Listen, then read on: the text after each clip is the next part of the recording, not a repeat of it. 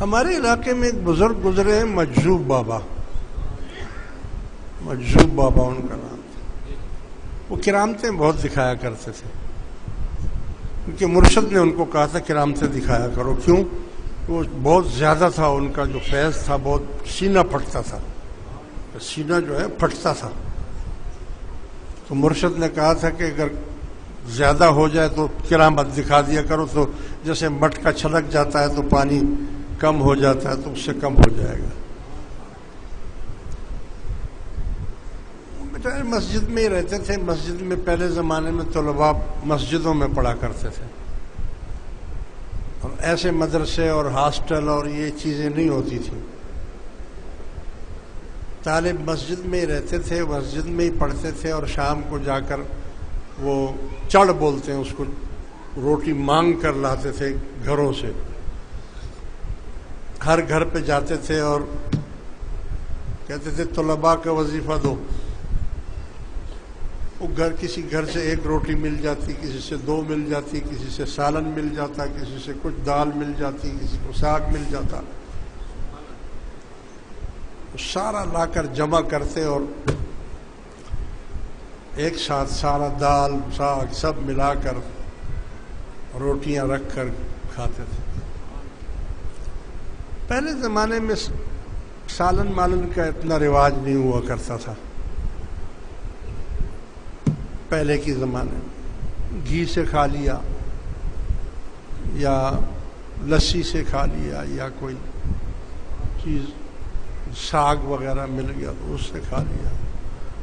یہ مزے نہیں ہوتے تھے جو ابھی جتنا آخر ہوتا جاتا ہے۔ اب تو کھانوں کے نئے نئے رنگ بن رہے ہیں، ٹریننگیں ہو رہی ہیں کھانوں کی۔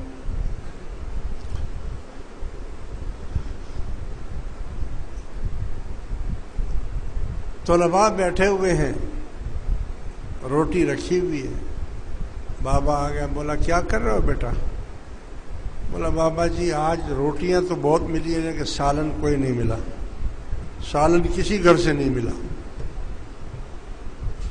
پہلے کے لوگ روکھی روٹی کو بھی غنیمت سمجھتے تھے، روکھی کھا لیتے تھے۔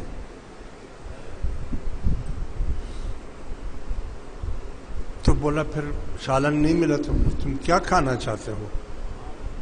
انہوں نے کہا جی بابا جی اگر کھلاؤ تو بہترین غذا اس زمانے میں گھی اور شہد، یہ ہوتا تھا بہترین غذا۔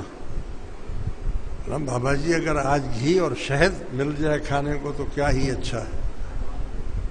فرمایا وہ میرا کوزہ لے آؤ، لوٹا پانی کا کوزہ بھر کر لائے اور ایک تھال میں ڈال دیا پانی۔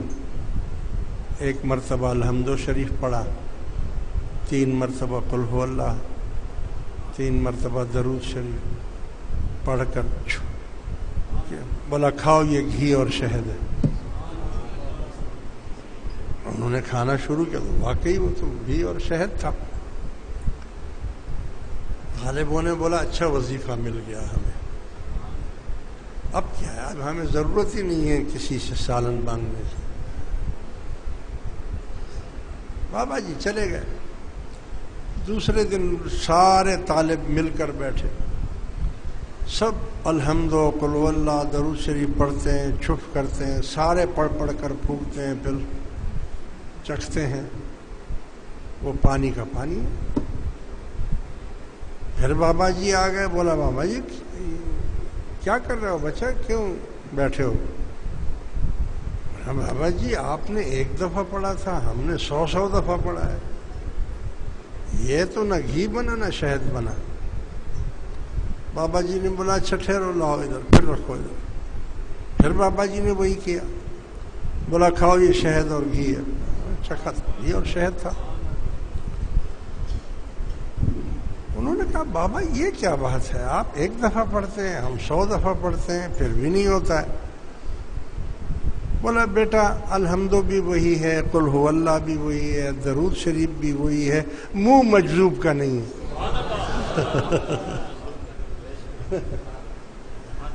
منہ مجذوب کا نہیں ہے۔